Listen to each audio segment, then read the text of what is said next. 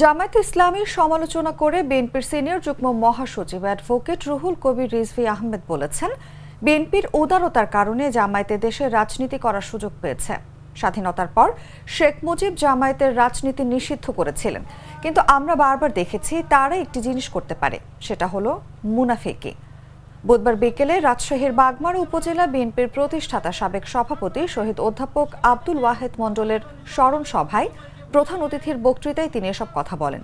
Tahirpur high school মাঠে এই স্মরণ সভার আয়োজন করা হয়।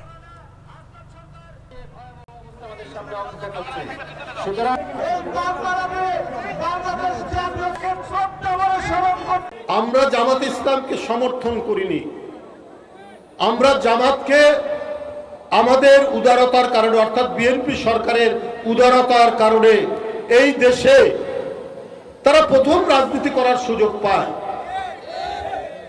শেখ মুজিবের সরকার নিষিদ্ধ করেছিল জামাতকে, কিন্তু বিএনপির সরকারের সময় তারা রাজনীতি করার সুযোগ পায়। কিন্তু আমরা সবসময় দেখেছি এই দলটির অন্য কিছু বিষয় নয়, একটা চরিত্র আছে, সেটা হচ্ছে মুনাফিকি। এই মুনাফিকি ছাড়া তারা কিছু করেনি।